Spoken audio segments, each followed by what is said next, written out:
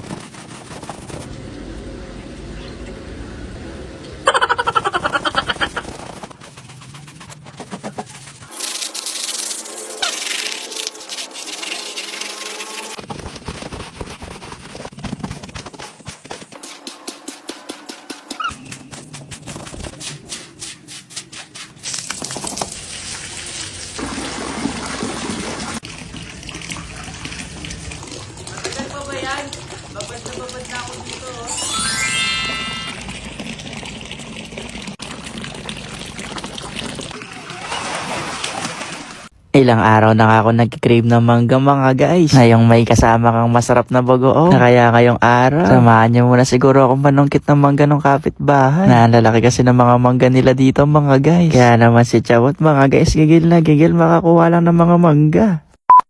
Naglili pala yung asawa ko mga guys. Ay wala pala tayo.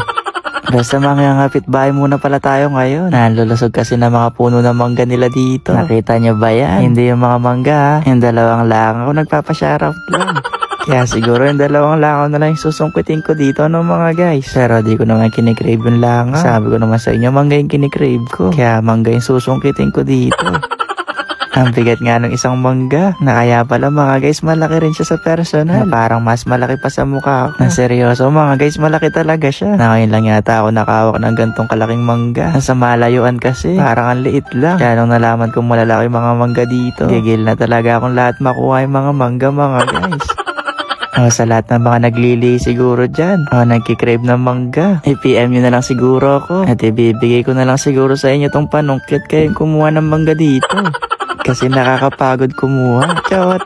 Nakakarami na nga tayong kuha ng mangga. Kaya tumigil na din ako. Lalo na pinagkakagat na ako ng mga antik dito. At saka dumating na din yung may-ari. Ang bait nga niya. Kasi pati puno pinapadala niya na sa akin mga guys. Nahiya naman ako. Sabi ko okay lang. Balik na lang ulit ako kapag namunga na ulit yung mangga. Chawat. Dahil marami ang kinuha ko. Kasi hindi nga lang din ako nagkikrave ng mangga dito. Lahat kami nagkikrave. Kaya kada isa sa amin mga guys merong isang mangga. Kaya tara na, mukbangin na natin to. Tara, syempre, bago natin to mukbangin, kailangan natin ng masarap na sausawa. Na kayo ba, ano bang gusto nyo sinasawsaw sa mangga? Kasi kung ako yung tatanungin, ay wala kang palang gustong magtanong. Basta kung ako, mas masarap talaga siyang isawsaw sa bagoong. Yung bang bagoong na nakagisa, yung bang medyo manamis-namis na medyo maalat. Na ewan, hindi ko mapaliwanag kung ano ba yung lasa niyon. Basta naglagay pa nga kami ng kape para nga makuha namin yung gusto naming lasa na bagoong. Nakasunod nga ang ketchup na medyo matagal din pala lutuin yung bagoong mga guys. Na siguro hihintayin pa natin to ng kalahating oras bago maluto. Kaya ba naghihintay? Nagsimula na nga rin kami magbalat dito ng mga mangga. Magkakaiba rin pala sila mga guys. Katulad nga nitong isang mangga, pahinog na nga siya sa loob. Kaya kahit wala pa yung bagoong mga guys, iti-taste ko muna to ha. Ay grabe mga guys, ang tamis naman nun. Pero syempre mas masarap to. Naluto na kayong bagoong natin mga guys. At na-plating na rin natin dito yung mga mangga. Na kaya naman tara, kain tayo ng mangga mga guys. Akong late mo nga tumapanood. Bahala ka dyan kasi gabi na. At wala ka nang mahanap ng mangga ng gantong oras. Naglagay pa nga akong extra sili. Tinatlo ko na para I love you. Eto na pala yung mangga natin mga guys. Taste test na natin to. Ano pa hinihintay mo dyan? Kuha ka na dito. Kurot ka na lang dyan siguro sa cellphone.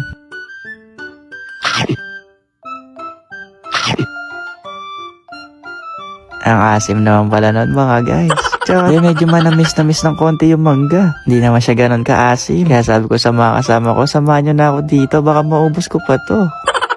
Nasatisfied nga kami mga guys. Nakaka-enjoy nga yung ganito. Naubusin na muna siguro namin yung mga dito mga guys. Kasi promise matagal ko na itong kinikrave.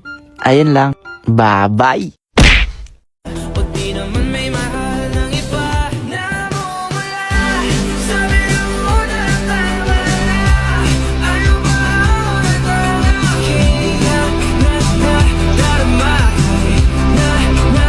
Alas 2 na naman nga ng madaling araw mga guys. Eto gising pa ako. Nagugutom nga ako ngayon. Bigla ako nag-crave ng crocodile. Hindi mga guys, nagutom talaga ako. Kaya lumabas na lang din ako ng kwarto. Paglabas ko, eto si mama dito na pala siya nakatulog. Dumiretso nga ako sa kusina. Kaso nga lang yung mga nakita ko nga lang dito gulay. Pwede pa ba kayang i-midnight snack ko?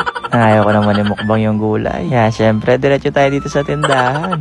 Magdedelata muna pala tayo for today's video. Pero heto mga guys, special to. Napanigurado ako itong recipe na to. Hindi nyo pa to nasubukan. Na itong sardinas mga guys. Gagawin natin siyang parang kawi-kawi. Dahan-dahan lang tayo sa pagkilos dito. Kasi baka magising pa si mama. Ito pala naka-display na gulay. Gagamitin na rin natin to. Para nga mabuo yung sinasabi kong recipe. Na promise mga guys, sobrang sarap na itong lulutuin natin ngayon. Na kung lagi na nanawa ka sa sardinas, pwede mo nga itong gagawin ko. Hindi yung mangupit sa tindahan ha. Yung bang step lang sa pagluluto. Na naalala ko dati, nung pandemic, ito yung paborito ko nga lutuin. Halos sardinas kasi yung ulam namin noon. Kaya kailangan iba't iba yung flavor. Ito nga yung pinaka-paborito ko recipe, no? Kaya ako nag-iisip ka ng ulam ngayon. Ito na lang yung gawin mo. Pero kung tinatamad ka naman magluto, pagdadala na lang kita. Tapos bayaran mo na lang ako. Medyo mahal nga lang to kasi meron pang kasamang shipping fee to. Chot! Napanood ko lang din tong gantong recipe. Na kung yung iba nga, piniprito pa nga lang tong talong. Pero ako sinama ko na nga siyang igisa dito sa bawang at sibuyas. Hindi ko na nga siya hiniwalay. Kasi kung ipiprito ko pa sa kabila, darami na yung mga huhugasan ko. Eto na mga guys, ilagay ko na yung sardinas. Naglagay din pala tayo ng gata. Etong Coco Mama. Nako, pag nalaman to ni mama, lagot talaga tayo. Kasi mahal yung mga pinagkukuha nating ingredients sa tindahan niya. Pero bayaran ko na lang siguro to mga guys kapag sumahod na ako. Pero sa ngayon nga, hayaan niyo muna siguro ako magluto. Naglagay lang din pala ako ng konting patis. At saka na din iklog. At pati na nga rin tong nakita nating pechay kanina sa lamesa. Diba mga guys, sabi ko sa inyo, parang makakagawa tayo dito ng kawi-kawi. Nakulang na lang bagoong. Kung ganito ba naman yung kakainin mo na madaling araw mga guys, hindi ka ba magkikrave? Grabe, na-miss ko nga yung gantong luto. Kaya naman tara, kumuha na kayo ng plato dyan. At sabayan nyo na nga akong kumain dito sa mas pinasosyal kong niluto na sardinas. At nang ma-taste test na natin to. Grabe, sobrang bango mga guys. Para lang din siyang kawi-kawi. Pero sardinas lang to. May kasama ngang iklog. Kaya tara mga guys, mukbangin na natin to.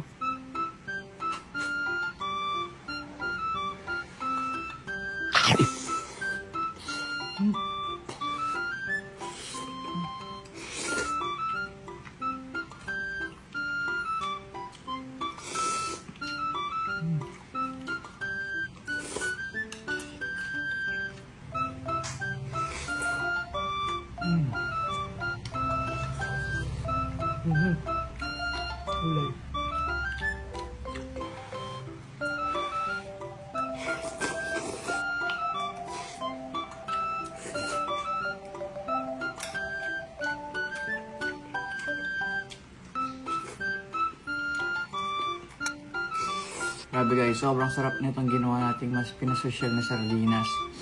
Try nyo na din kung gising ka pa ngayong madaling araw. Uy, shout! Ayun lang. Bye-bye! So why are you acting like a bloody fool?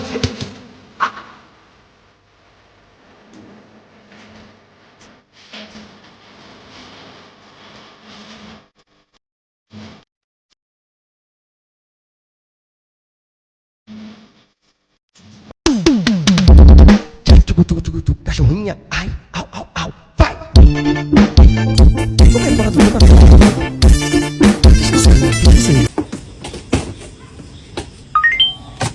Welcome home.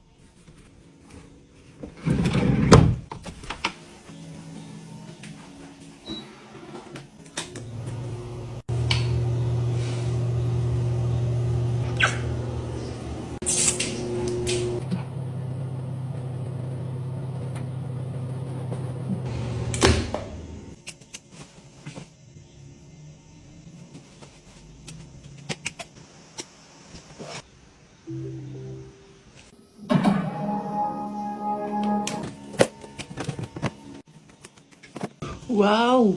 Ay, wala pa. Hi guys. Oop.